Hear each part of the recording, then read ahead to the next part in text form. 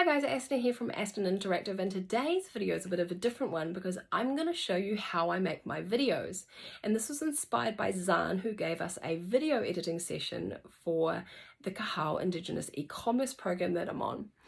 And she suggested to use a number of apps, one of which I use, which is the InShot video editor app. So I thought, why don't I show you how I make my videos? So here we go. So I'm shooting my video on my iPhone 12 Pro Max using the reversed selfie camera so that I can see myself, and I'm shooting in high definition because I find 4K is unnecessary and can fill up and use a lot of memory. And I'm staring at the red box with the countdown timer, or count up should I say, timer as I'm doing it, and this gives me a nice eye line so that makes me look like I'm looking back at you. Now, if I have a script, I use a teleprompter app, which I don't today, so I'm not going to show you that, but I do suggest using a teleprompter app if you are using a script.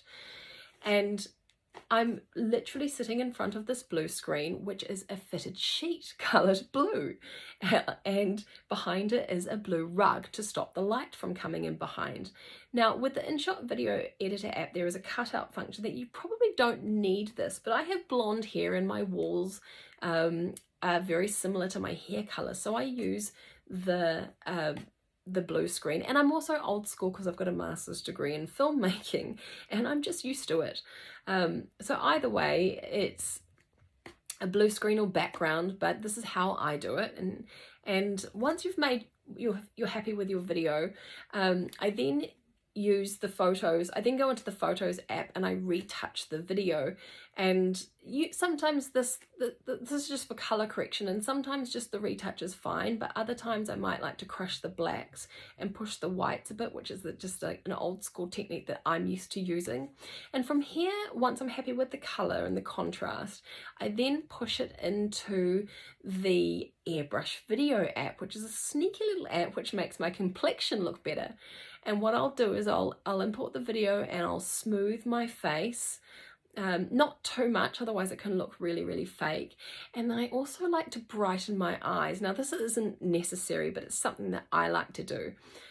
All these other effects that I'm also going to do are quite subtle as well. So I go into the makeup and I add a contour, and then I've got thyroid disease, and so the innards of my eyebrows aren't, I have disappeared somewhat, and I have to color them in, and sometimes I don't do a great job, so I add some eyebrows, and I've got eyelash extensions and I need to touch them up right now, so I add some artificial eyelashes, and there's usually not much more than I add because I usually use my own makeup. So then I just export from this app, and from here I put it into the InShot video editor app. Now I already have the background that I'm going to use, but there is an AI art app or two that I have too, and I won't show you in this again, but I recommend them for creating your own backgrounds.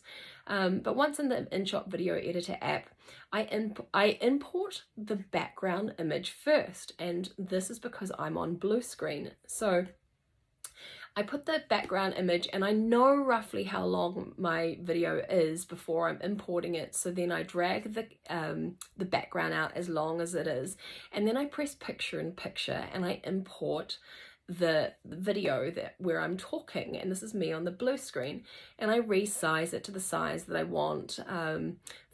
I haven't, there might be the canvas size. If the canvas size isn't correct, I adjust the canvas size, and then I resize myself on the canvas to, because depending on what video, if you're making it to YouTube or TikTok, it's one size, and InShot's great with this. Or if it's YouTube, you want more of a landscape, and then you're going to resize myself around, and then I use the cutout function. And sometimes the cutout function doesn't do a good job, and this is why I have the blue screen, and I might like to use the chroma key and tweak that and just add that little extra bit. And it's, pretty simple. It should look pretty clean by now. And from there, if I want to add some text or some logos, I like to have my own logo in the corner. And, I'm doing a Kahau video, so I'm going to add the Kahau logo as another you know, picture in picture and importing the picture that I already have on my phone. And if I add any text, it's pretty simple. I can just, you know, add text here, but I don't really need any more text. And that's really as simple as it is. I should now have my full video, and I'll watch it out again, and I'll just trim and clean everything up and export it. And that's it. I can literally make these videos on the go, on my phone, so much easier than the old days that we're using cameras and upload and, you know, move from this to that. And there we go. Video making made easy. Hope you've enjoyed the video. Thanks for watching.